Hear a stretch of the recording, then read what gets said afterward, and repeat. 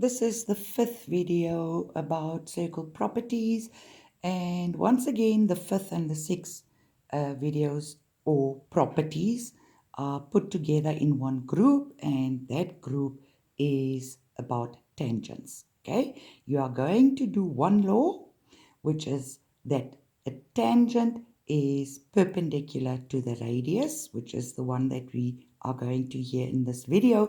But I also want you to remember, people, that for the group tangents, you also have a law for two tangents from an external point. Okay, and for the two tangents, there's also two properties. Okay, so I want you to remember, the way you can remember is you put two laws together as tangents, meaning in both you must have a tangent. Okay, then the first one is about one tangent that is perpendicular to the radius. The second one is about two tangents, and that has again two properties, which we are not going to look at now in this video. We will actually discuss that in the next video, the sixth one. Okay, so the law says that a tangent is perpendicular to the radius. So remember, perpendicular, people, means that it is 90 degrees. All right.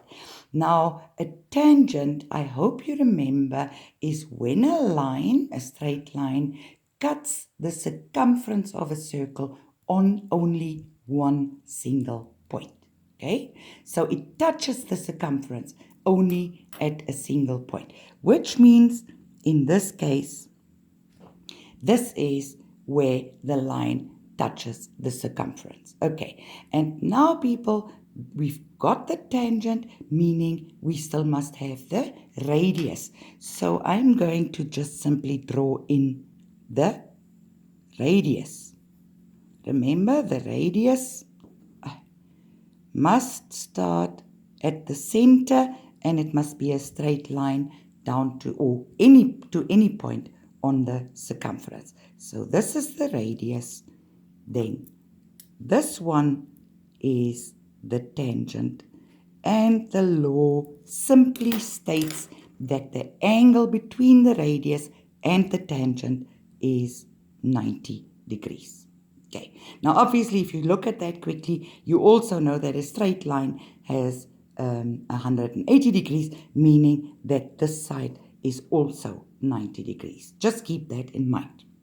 Okay, the abbreviation used is simple. You just simply write tangent perpendicular to radius.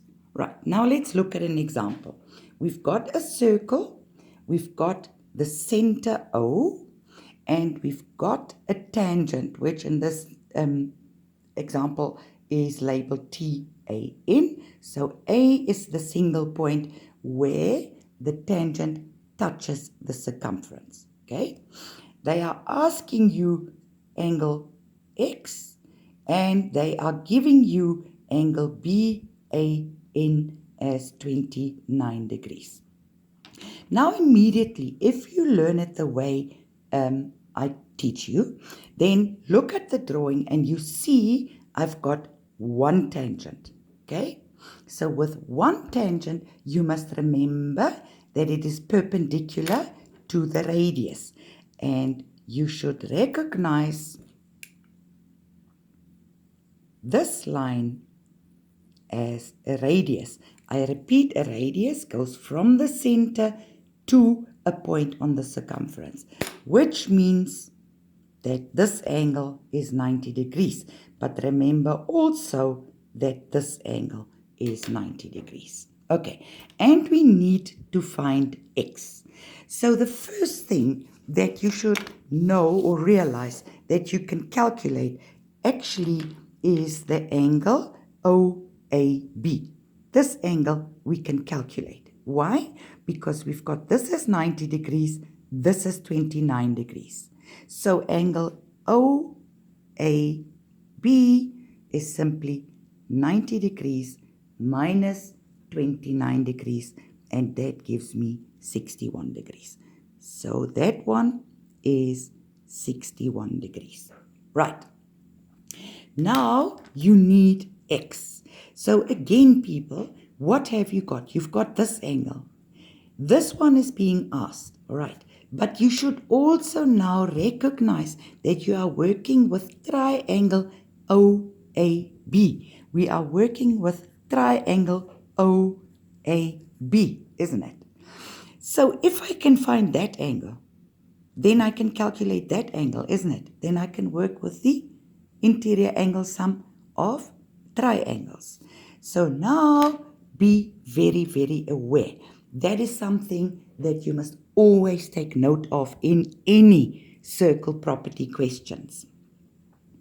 This one we said was a radius, but people also OB is a radius.